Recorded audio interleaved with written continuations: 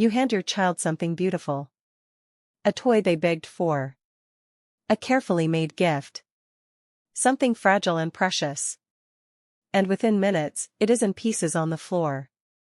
You watch them do it. You see the moment it happens.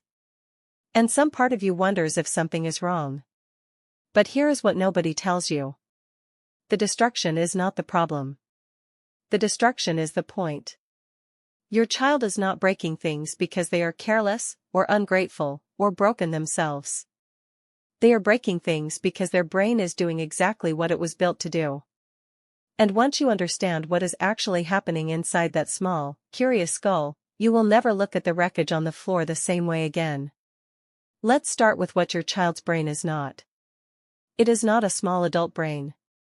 It is not a slower, less developed version of yours. It is something fundamentally different. A child's brain is not trying to understand the world the way you understand it. It is trying to build the world from scratch. Every single day. With no instruction manual. Neuroscientist Alison Gopnik at the University of California, Berkeley, spent decades studying how children think. And what she found changed everything about how scientists understood childhood. She described the young child's brain as a lantern rather than a spotlight. Your adult brain narrows its focus. It filters out the irrelevant. It moves efficiently toward goals. A child's brain floods everything with attention. It takes in the whole room. Every detail. Every possibility. Every single thing that could be pulled apart, prodded, dropped, or dismantled. That is not chaos. That is science. When your child tears open a toy, they are running an experiment. What is inside this thing? What does it feel like when it breaks? What sound does it make? What happens when this piece connects to that piece? Their hands are instruments. Their curiosity is the force driving them forward. And breaking something is not the end of the experiment. It is the beginning. Think about that for a moment. Every time you see destruction, you are watching a child gather data. Now here is the part that surprises most people. Children do not just destroy things they find unimportant. Research consistently shows that children are most likely to pull apart, dismantle, or break the things they find most fascinating. The toys that get torn open are never the boring ones. They are always the ones that held the most wonder. That is deeply counterintuitive. You love something, so you protect it. You treasure it. You keep it intact. But your child loves something and immediately wants to know what it is made of. What is underneath the surface? What will happen if they push it past its limits? This is called exploratory aggression, and it is one of the most well-documented behaviors in early childhood development. It is not aggression in the way adults mean the word. It has nothing to do with anger or hostility. It is the brain's drive to understand by interacting physically, forcefully, and completely with the material world.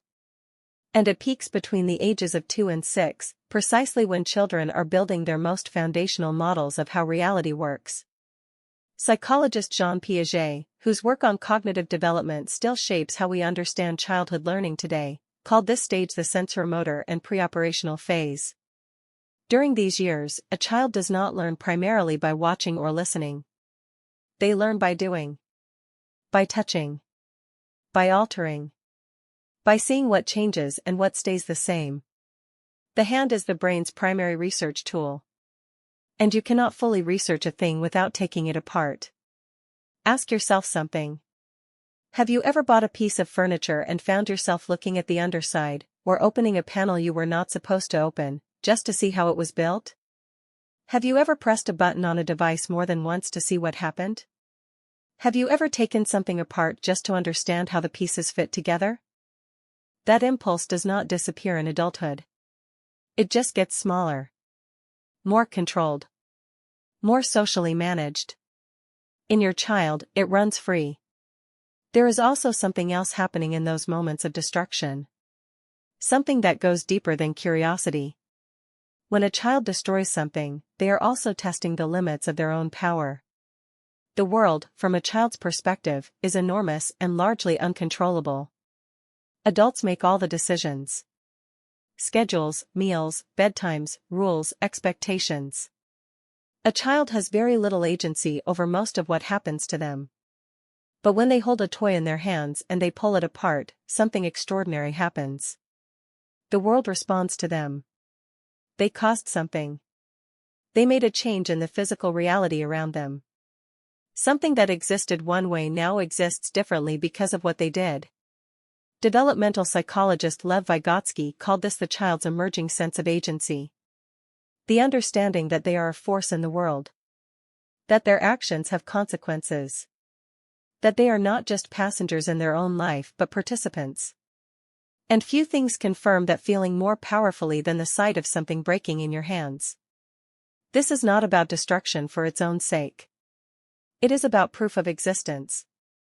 The child is saying, through their hands, I was here. I did this. I changed something. Now here is the twist that changes everything. The same behavior that looks like destruction to you is the behavior that, when properly supported and directed, produces the engineers, the scientists, the artists, and the innovators of the next generation. The child who pulls apart every toy is not the child you need to stop. That child is the one who will eventually figure out how to put things back together in ways no one has thought of before. Research from MIT's Early Childhood Cognition Lab has shown that children who are encouraged to explore, dismantle, and experiment with objects during their early years demonstrate significantly higher scores on creative problem-solving tasks later in childhood. The children who were stopped, corrected, or punished for their exploratory behavior showed reduced curiosity and lower tolerance for ambiguity as they aged. They learned not to investigate. They learned to leave things intact. And something in them went quiet. This does not mean you let children break everything in sight. Of course there are limits. Safety matters. Other people's property matters. The boundary between exploration and harm is real and important. But the impulse itself, the drive to take apart, to test, to see what something is made of, that is not something to be corrected out of existence. It is something to be understood, respected, and redirected. When your child destroys a toy, the worst thing you can do is make them feel that the curiosity itself was wrong. Because the curiosity is never wrong.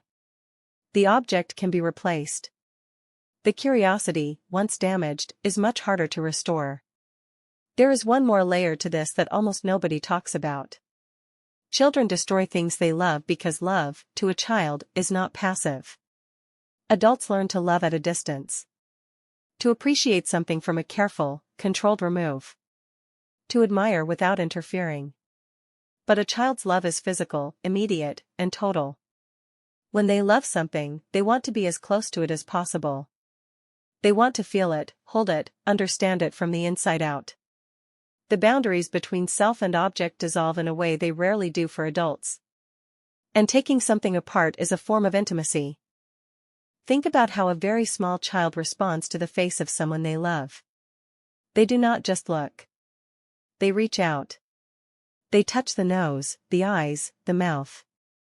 They pull on ears and grab glasses and mash small fingers against cheeks. They want contact.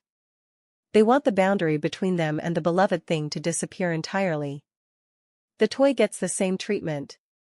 The beloved gift gets the same treatment. Because to a young child, love is not a feeling you hold still. It is something you do with your whole body.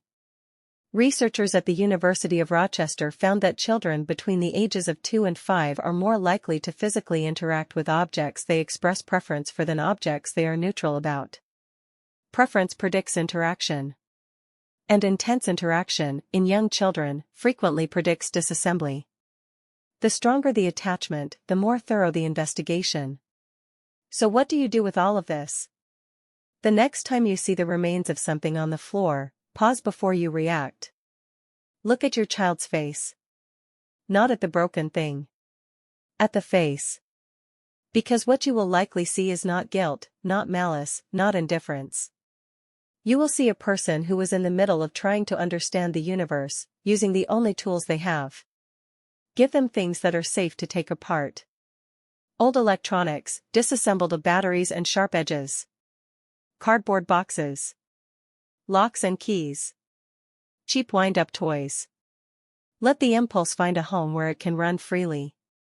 And when something breaks that was not supposed to break, ask what they found. Ask what they were wondering about. Make the investigation, not the object, the thing that matters. Your child is not destroying what they love. They are trying to love it more completely than you know how to love anything anymore. That careful restraint you feel around the things you value, that ability to look without touching, to want without taking apart, that is not maturity. It is distance. And somewhere in you, before the world taught you to keep your hands to yourself, you were just like them.